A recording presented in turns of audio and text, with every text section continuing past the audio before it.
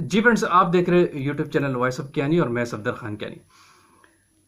अच्छा फ्रेंड्स, बहुत सारे आपके सवाल थे कि एलओडी या सल्फेटेड ऐश का टेस्ट जो होता है, जो मैंने लास्ट एक वीडियो अपलोड की थी कि कांस्टेंट वेट क्या है, कैसे हम कांस्टेंट वेट पे लगाते हैं एलओडी। मैं इस पे पहले बात कर चुका, लेकिन मैं अगेन आपको डिस्कशन और रियल कैलकुलेशन करके दिखाता हूँ कि basically LOD at constant weight आप कैसे निकालते हैं, क्या इसके अंदर रूल लगता है, किस पॉइंट पे आपको पता चलता है कि आपका कांस्टेंट वेट आ गया है। ये सबसे इंपॉर्टेंट चीज़ है। दूसरा, आप इसी कैलकुलेशन में वेट कौन सा यूज करते हैं कांस्टेंट वेट के लिए।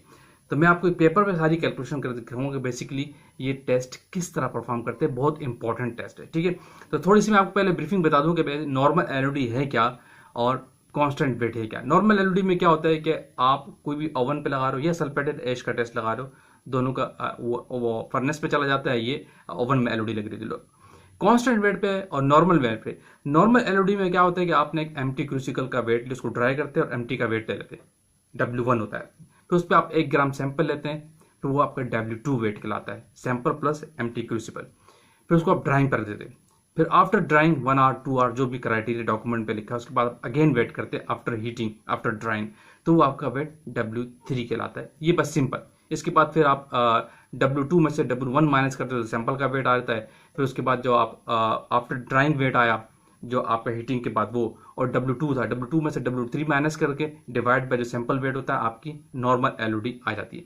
लेकिन कांस्टेंट वेट के अंदर ये आप नहीं करते। कांस्टेंट वेट का एक रूल है कि आपका जो आफ्टर ड्राइंग वेट आया जो आपने लिया W3, वो आप अगेन करेंगे, एक बार फिर रिपीट करते हैं। पहले आपने W3 वेट लिया, फिर उसको एक बार अगेन दोबारा हीट करते हैं और फिर W4 वेट लेते हैं।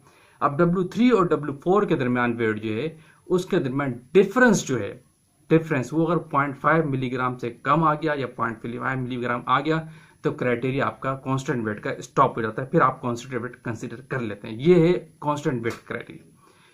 लेकिन अगर थर्ड वेट पे भी आपको कांस्टेंट वेट नहीं आया, तो अगेन आप हीटिंग पे रखते हैं 1 घंटे के लिए। फिर उसके बाद वेट लेंगे, W5 कहलाएगा आपका। फिर 4 और 5 के दरमियान डिफरेंस नोट करेंगे कि वो 0.5 मिलीग्राम से कम आ गया या 0.5 मिलीग्राम आ गया, तो आप कंसिडर कर लेते हैं कि आपकी कांस्टेंट वेट की एलओडी एक्सेप्टेबल हो गई है। इस तरह वो आप उसको समअप करते हैं। फिर कैलकुलेशन का बड़ा इंपॉर्टेंट पॉइंट है कि कौन सा आप वेट कैलकुलेशन में लेंगे, ये बहुत इंपॉर्टेंट चीज। दोनों का मैंने आपको थोड़ा सा बता दी कि बेसिकली नॉर्मल एलओडी क्या होती है और कांस्टेंट वेट क्या है। लेकिन इसमें जो कैलकुलेशन है वो बहुत इंपॉर्टेंट है। कौन सा वेट लेना है वो मैं आपको पेपर पे करके दिखाता हूँ। वीडियो आप देखते रहा करें तो आपको क्लियर हो जाएगा बेसिकली इसकी कैलकुलेशन किस तरह करते। तो आए मैं आपको पेपर पे सिखाता हूँ।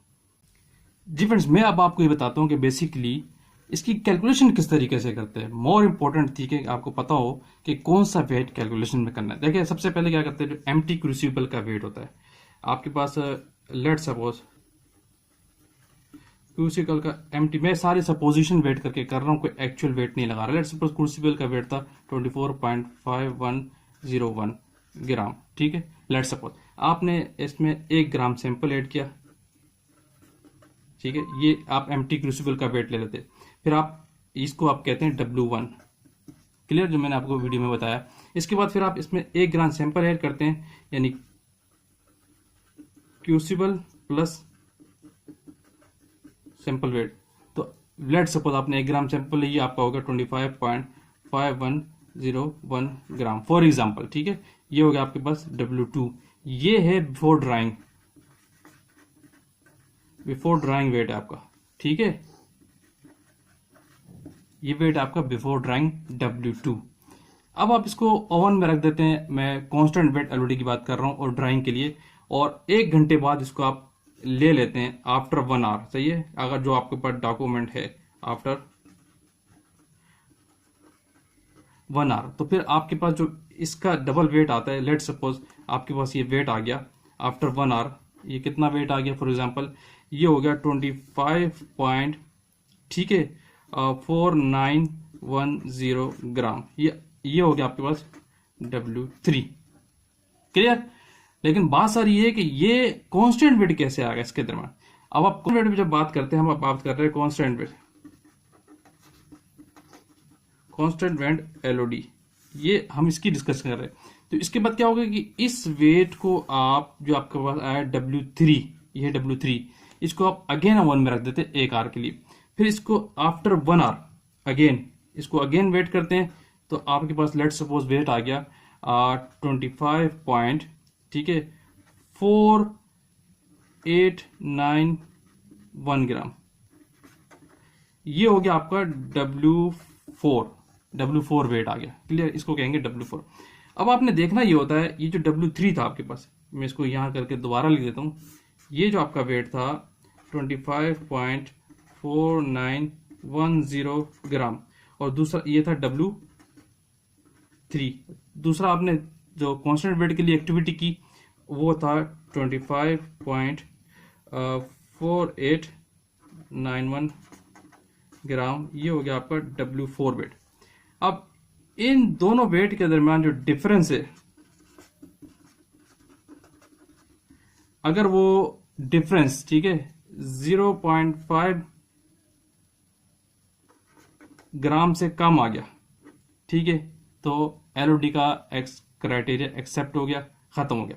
अगर इससे ज्यादा आया, आपका वेट आ गया लेट्स सपोज 0.6 ग्राम डिफरेंस, ठीक है, वो इससे ज्यादा है, तो आप अगेन एक्टिविटी करेंगे, W4 पे स्टॉप नहीं करेंगे, W5 के लिए आप जाएंगे, ठीक है। ये समझो ज्यादा आ गया, आप फिर अगेन जाएंगे और एक्टिविटी। लेकिन अगर आपका डिफरेंस यही आ गया लेट्स सपोज 0.4 मिलीग्राम इस स्टेज पे, W4 पे, W3 और W4 में, तो आपकी एलओडी स्टॉप हो जाएगी। लेकिन जब असल बात है कैलकुलेशन के अंदर जो वेट का क्राइटेरिया क्या होता है, क्या जो परसेंट कैलकुलेशन करते हैं एलओडी, उसका क्या रूल है कि आप ऐसे करते हैं मल्टीप्लाई बाय 100। इसमें क्या होता है कि W जो आपके पास 2 था, ठीक है, W2 था जो आपके पास, ये इसको 25.5101 से माइनस करते हैं, कौन सा वेट, जो आपका W3 होता है, अगर कांस्टेंट वेट पे काम नहीं कर रहे।